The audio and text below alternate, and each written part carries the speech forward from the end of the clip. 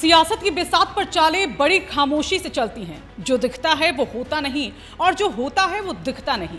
नमस्कार, मैं हूं ऋतुविष्ट और आप देख रहे हैं रायशुमारी।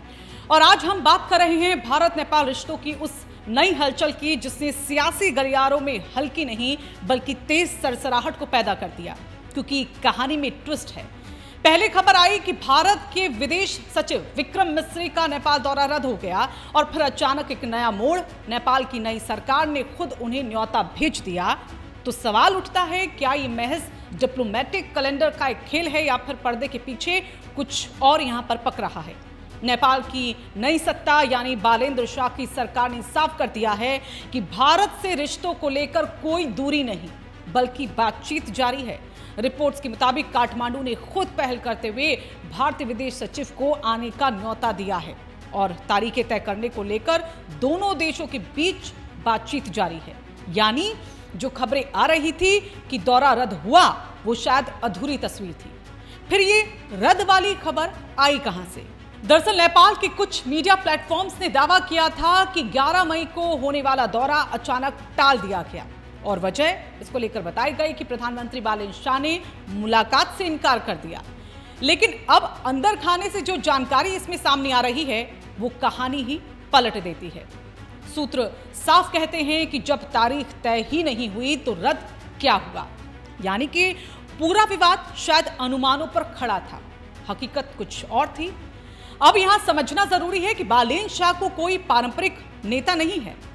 इससे पहले भी उन्होंने अमेरिका के अधिकारियों से मुलाकात टालकर सबको चौंका दिया था। यानी उनकी डिप्लोमेसी सीधी नहीं बल्कि अलग अंदाज वाली है और यही वजह है कि हर कदम पर सस्पेंस बना रहता है। भारत और नेपाल के रिश्ते हमेशा से देखा जाए तो खास रहे हैं। खुली सीमा है, सांस्कृतिक जुड़ाव है और गहरी ऐतिहासिक दोस्ती भी। लेकिन हाल के दिनों में कुछ मुद्दे यहां पर ऐसे हैं जिन्होंने इस रिश्ते में हल्की कड़वाहट को जरूर घोल दिया है। और सबसे बड़ा विवाद लिपुलेख दर्रा। नेपाल का इस पर दावा है कि ये इलाका उसका है जबकि भारत इसे अपने क्षेत्र का हिस्सा मानता है। मामला तब और गर्म हो गया जब भारत और चीन ने कैलाश मानसरोवर यात्रा के लिए इसी रास्ते का इस्तेमाल करने का फैसला लिया। नेपाल ने इसका विरोध किया और इस पर साफ नेपाल ने कहा कि इस रास्ते का इस्तेमाल जो है वो ना किया जाए इस यात्रा के लिए।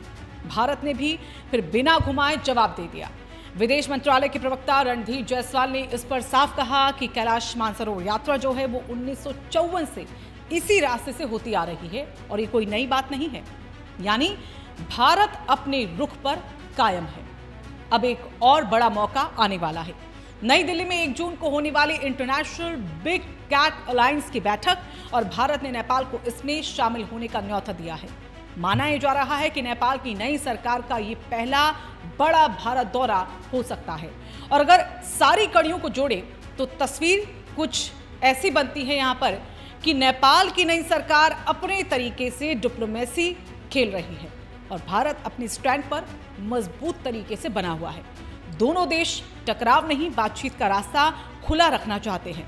यानी ऊपर से भले ही हल्की तलखी दिखे लेकिन अंदर खाने संवाद जारी है। सबसे बड़ा सवाल, क्या होगी प्रधानमंत्री level meeting, PM level meeting होगी? अब असली सस्पेंस यहां पर यही है कि क्या विक्रम मिस्री के दौरे के दौरान प्रधानमंत्री बालेंद्र शाह से मुलाकात होगी और अगर ये मुलाकात यहां पर होती है तो ये सिर्फ एक मीटिंग नहीं होने वाली बल्कि भारत नेपाल रिश्तों के नए चैप्टर की शुरुआत भी यहां पर हो सकती है। सियासत की ये कहानी अभी अधूरी है क्योंकि तारीखें तय होनी बाकी हैं, मुलाकात यहां पर अभी होनी बाकी है और सबसे अहम, दोनों देशों के बीच भरोसे की नई इबारत लिखनी भी बाकी है। रिश्ते अगर मजबूत हो तो खामोशी भी बात कर जाती है और अगर दरार हो तो शब्द भी कम पड़ जाते हैं। अब देखना यह है कि भारत और नेपाल के रिश्ते किस दिशा में आगे बढ़ते हैं। अगर आपको ये वीडियो पसंद आया और आप चाहते हैं कि ऐसी खबरें अभी भी आपके पास आती रहे तो वीडियो को लाइक करें, अपने दोस्तों के साथ शेयर करें और कमेंट करके हमें यहाँ ज़रूर ये बताएं कि क्या आपको लगता है कि भारत नेपाल रिश्ते और मजबूत होंगे या तनाव बढ़ेगा। और हाँ, ऐसी एक्सक्लूसिव और इनसाइट खबरों के लिए हमारे चैनल को सब्सक्राइब करना ना भूलें।